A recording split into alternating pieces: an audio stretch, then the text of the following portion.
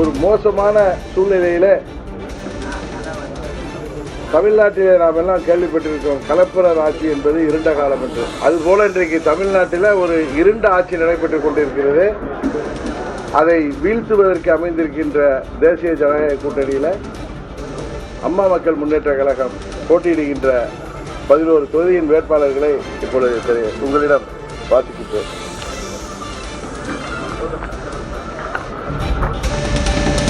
மடத்துக்குளம் முன்னாள் அமைச்சர், கழக துணை பொதுச் செயலாளர், அன்பு சகோதரர் ஸ்ரீ சண்முகவேலு அவர்கள். சைதாப்பேட்டை முன்னாள் அமைச்சர், கழக துணை பொதுச் செயலாளர், அன்பு சகோதரர் ஜி செந்தமிழன் அவர்கள்.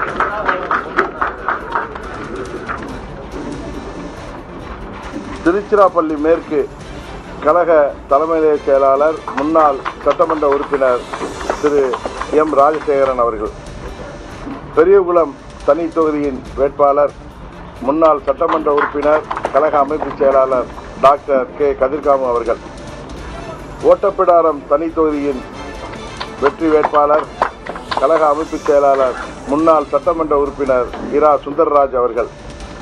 பூந்தமல்லி தனி தொகுதியின் வெற்றி வேட்பாளர், திருவள்ளூர் மேற்கு மாவட்ட கழக செயலாளர், முன்னாள் சட்டமன்ற உறுப்பினர் திரு டி ஏ ஏழுமலை அவர்கள். மன்னார்குடி தொகுதியின் சட்டமன்ற வேட்பாளர், வெற்றி வேட்பாளர், முன்னாள் ஒன்றிய பெருந்தலைவரும் திருவாரூர் மாவட்ட கழக செயலாளருமாகிய எனது அருமை சகோதரர் எஸ் காமராஜ் அவர்கள். திருவையாறு தொகுதியின் வெற்றி வேட்பாளர், தமிழ்நாடு மற்றும் புதுச்சேரி பார் கவுன்சில் துணைத் தலைவரும் கழக வழக்கறிஞர் பிரிவு செயலாளர் ஆகிய வெற்றி வேட்பாளர் அன்பு சகோதரர் வி கார்த்திகேயன் அவர்கள். காரைக்குடி தொகுதியின் வெற்றி வேட்பாளர், சிவகங்கை மாவட்ட கழக செயலாளர் தம்பி தேர்போகி வி பாண்டி அவர்கள். திருப்பத்தூர் நாத்தார்காடு திருப்பத்தூர் சட்டமன்ற தொகுதியின் வெற்றி வேட்பாளர், திருப்பத்தூர் மாவட்ட கழக செயலாளர் எனது அன்பு தம்பி ஏ ஞானசேகர் அவர்கள். நாங்குநேரி சட்டமன்ற தொகுதியின் வெற்றி வேட்பாளர், திருநெல்வேலி மாநகர் மாவட்ட கழக செயலாளர் அன்பு தம்பி ஆர் இசக்கிமுத்து அவர்கள். இவர்கள் 11 பேரும் எங்களது வெற்றி வேட்பாளர்கள். உங்களுக்கு தெரியும், அண்ணன் சண்முகவேலு அவர்களும்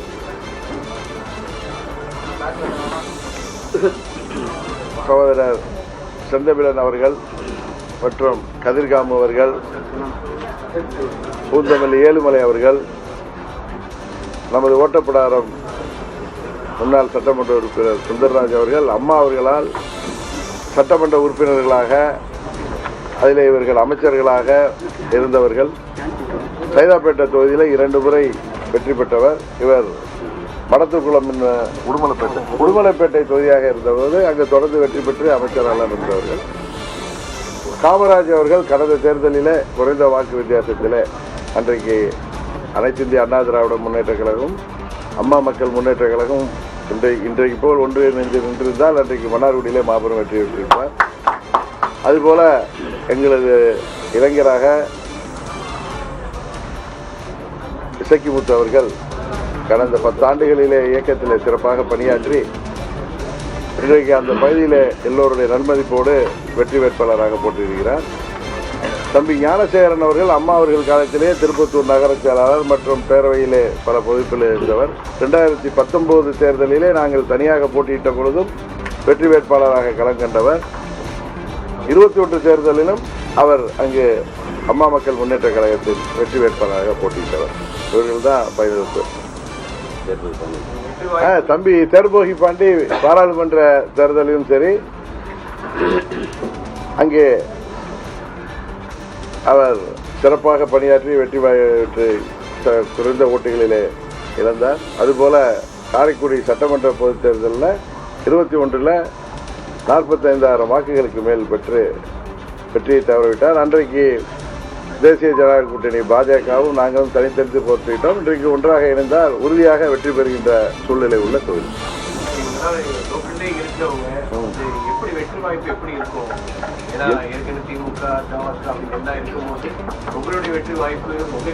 உறுதியாக எங்கள் வேட்பாளர்கள் வெற்றி பெறுவோம் என்கிற எண்ணத்தில் தான் எல்லாரும் அந்தந்த தொகுதியில் உள்ளவர்.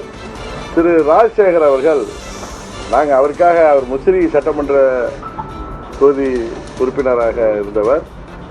இப்பொழுது முசிறி தொகுதி எங்களுக்கு கிடைக்க முடியாத சூழ்நிலையில் அவரே திருச்சி மேற்கிலே நான் போட்டியிடுகிறேன் என்ற பல நாள் அங்கே அரசியல் செய்து வருபவர். அதனால் அவர் திருச்சி மேற்கு தொகுதியில் போட்டியிடுகிறேன் என்று சகோதரர் ராஜசேகர் அவர் கேட்டிருக்கணுங்க. அந்த தொகுதியையும் கூட்டணியிலே எங்களுக்கு ஒதுக்கினார்கள். Manifesto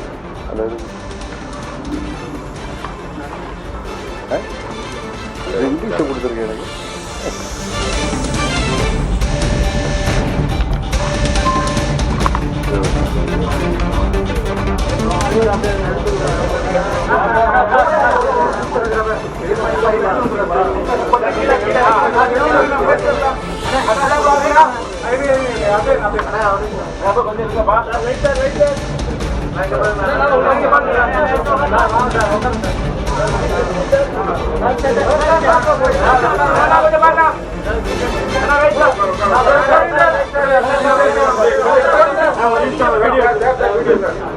video